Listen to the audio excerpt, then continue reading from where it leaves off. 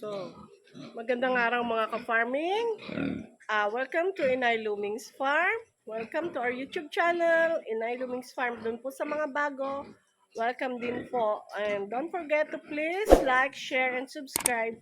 And hit the notification bell para sa ating future na vlogs.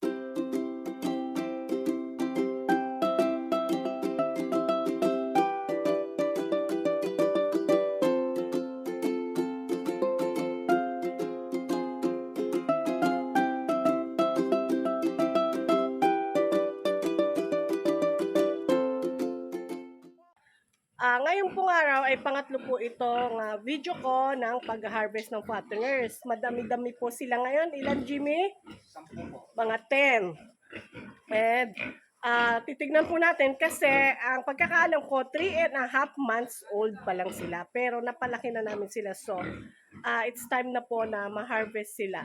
So, sundan niyo po kami.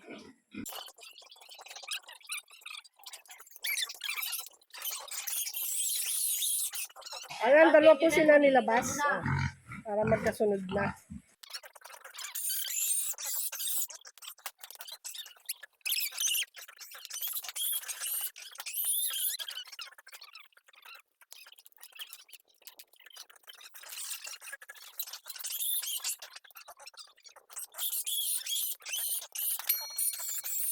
Oh no!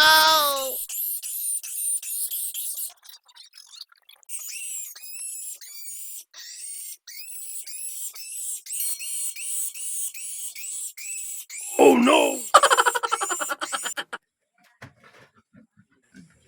So, pang third na po ito.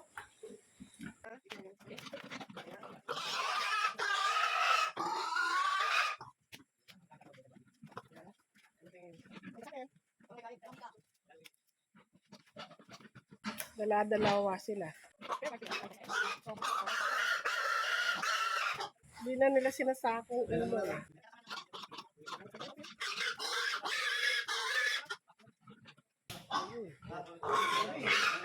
Isa-isa po sila titimbahin. Mga kababoy, ay mga ka-farming.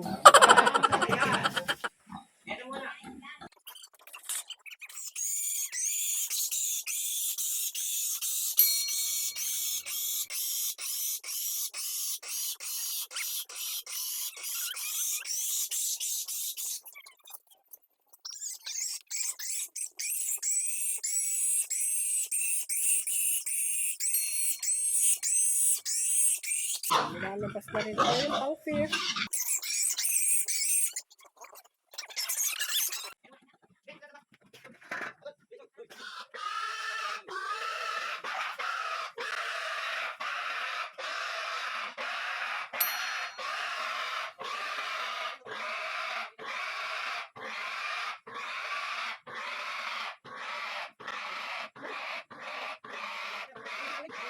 May lima pa tayo. So, pang 6.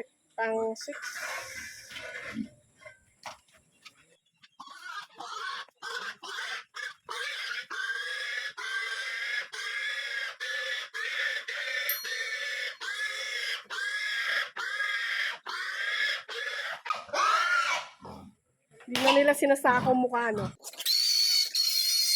Huli agad. Sa ngipin.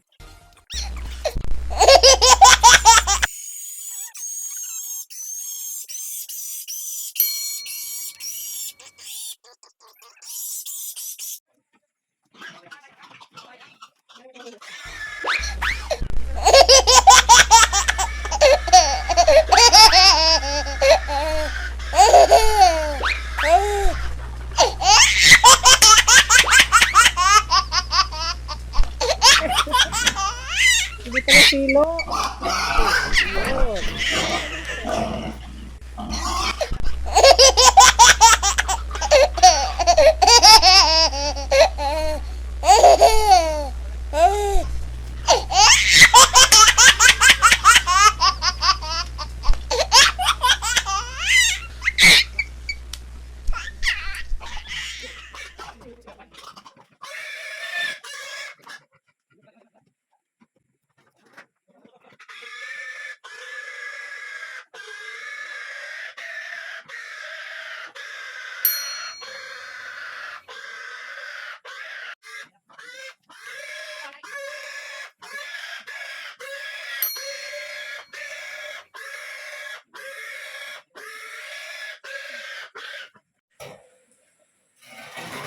Yan, may panghuli po. Oh.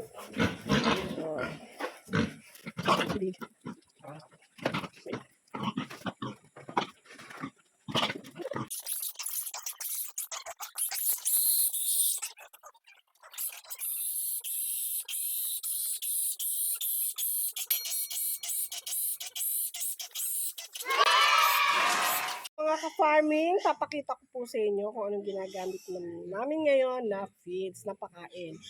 Ayan po, ang Bipro by Binobo. By Binobo.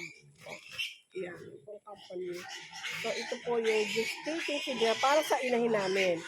Ito naman po, sa akin na lang, yan, Bipro starter feed. Ayan po, Bipro, ito naman po, yung pula grower feed. So, ito pa po, Bipro, ayan. Hindi ko makita. Bipro feed for life. So, kaya po kami nagpalit ng aming feeds kasi po nahiyang ang aming mga baboy at bulaw dito, ang aming mga inahin. Hindi po nagtatay ang aming mga bulaw. At ang bilis po lumaki. So, yan na po ang inyong bilhin. Bye-bye! So, dyan po nagtatapos ang ating vlog for today. Ang harvest ng 10 fatteners. So, please like, share, subscribe, and hit the notification bell para ma-update kayo sa mga future naming vlog. Thank you for watching. God bless!